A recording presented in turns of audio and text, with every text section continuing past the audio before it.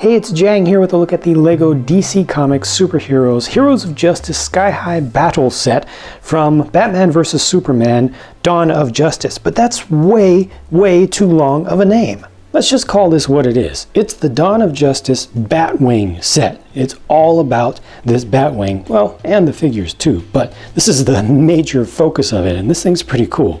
This uses the same canopy half pieces as the latest version of the tumbler, but I have encountered a little bit of a design flaw here with materials. There's too much friction there. You can actually hear it. It's just really straining, just too much friction, and with a little bit too much play, that's just going to completely come apart.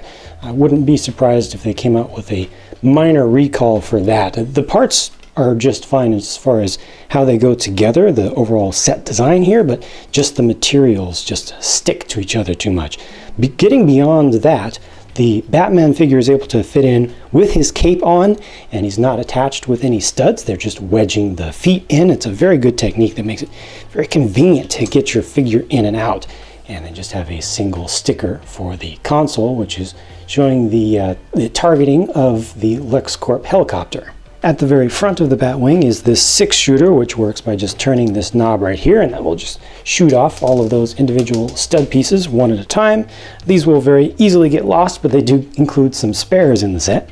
The vertical stabilizers on this thing are actually attached with ball joints, so you can turn them around, and you can also fold them outwards a little bit, which actually goes well with the partial transformation feature, which is accessed from the back, and it works very quickly and very easily.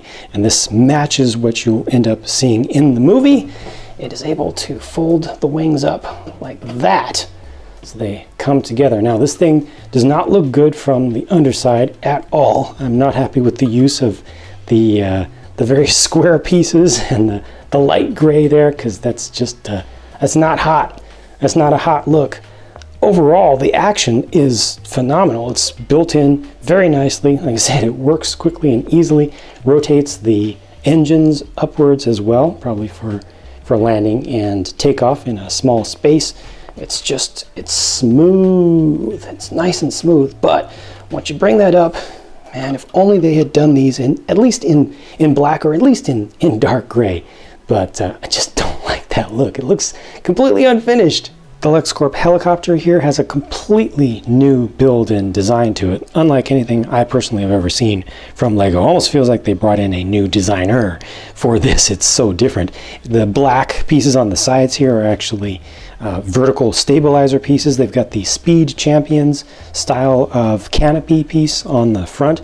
These are all flick-fire missiles along the edge, so it's an attack helicopter. Those are supposed to be kryptonite tipped, or have kryptonite warheads on them, and they use the rather large blades for this one for the size of the thing. That's nice, makes the whole thing feel larger and like more of a threat. Almost looks like they were going for a Notar style of tail boom here, but then it does actually have a prop at the end. No, that is what it is. Single engine setup, got the exhaust right there. I appreciate just how different this is. I don't feel like it's necessarily all that much better from what they've done before, except for the side. I do appreciate how it's extra covered up compared to the others.